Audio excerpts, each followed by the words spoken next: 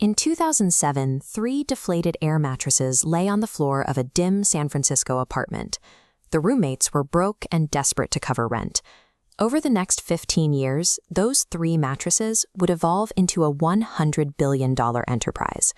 The immediate catalyst was a massive industrial design conference happening right down the street.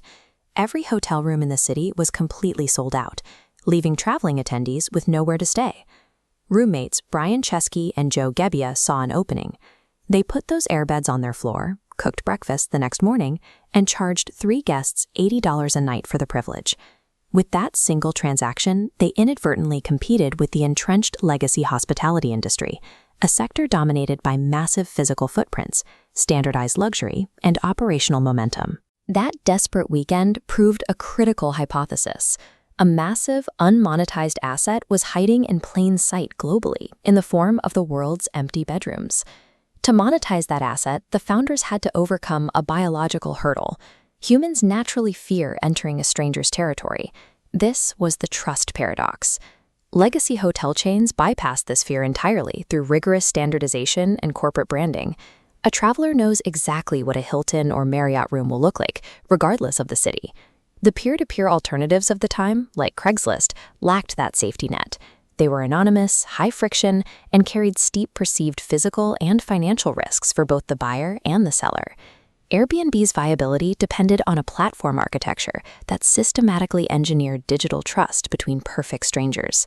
Building that trust matrix took time, and by 2008, the company was entirely out of cash. To survive the election year, the founders printed and sold novelty cereal boxes, Obama O's and Captain McCain's. That side hustle generated $30,000. More importantly, the pure grit of the stunts secured their entry into the startup accelerator Y Combinator, bringing them under the mentorship of Paul Graham. Graham gave them a clear operational directive: focus entirely on cultivating 100 users who absolutely love the product, rather than 1 million users who only sort of like it. Taking this literally, the founders flew to New York City to diagnose user friction directly at the source.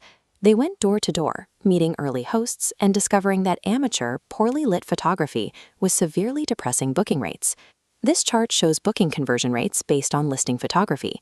The line flatlines under the amateur photos category, but spikes upward immediately under pro photos.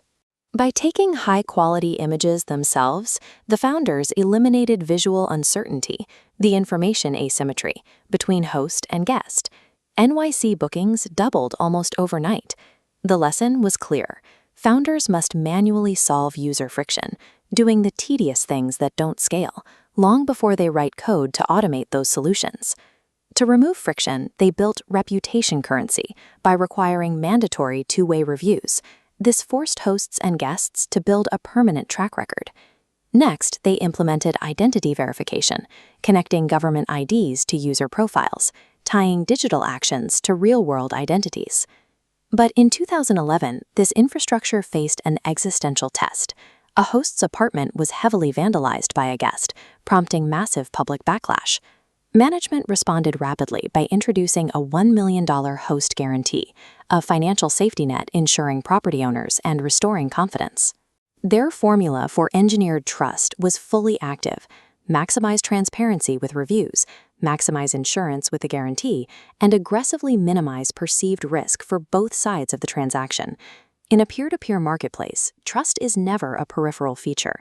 It is the mandatory infrastructure that allows the transaction to exist in the first place.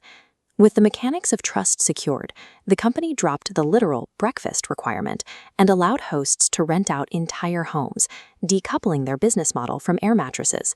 However, positioning the platform strictly as functional, cheap lodging created a ceiling. A pure budget focus attracts early adopters, but fails to capture the massive mainstream travel market. In 2014, they addressed this by launching a comprehensive rebrand. They introduced the BALO symbol and centered their entire marketing strategy around the emotional concept of belong anywhere. This shifted their competitive landscape. Instead of fighting legacy hotels purely on price and convenience, they were now competing on the promise of an authentic, localized cultural experience.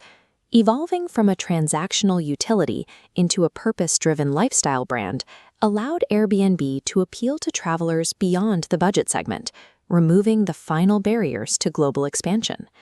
By December 2020, Airbnb went public on the New York Stock Exchange. The desperate scheme to pay rent in San Francisco had officially matured into a Silicon Valley titan.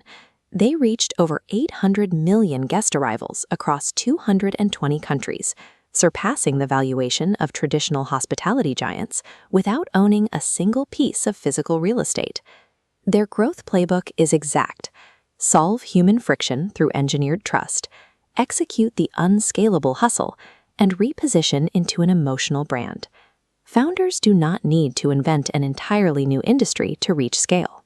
You just need to master these core mechanics of trust and market positioning. Reach out today for strategic guidance on your next move.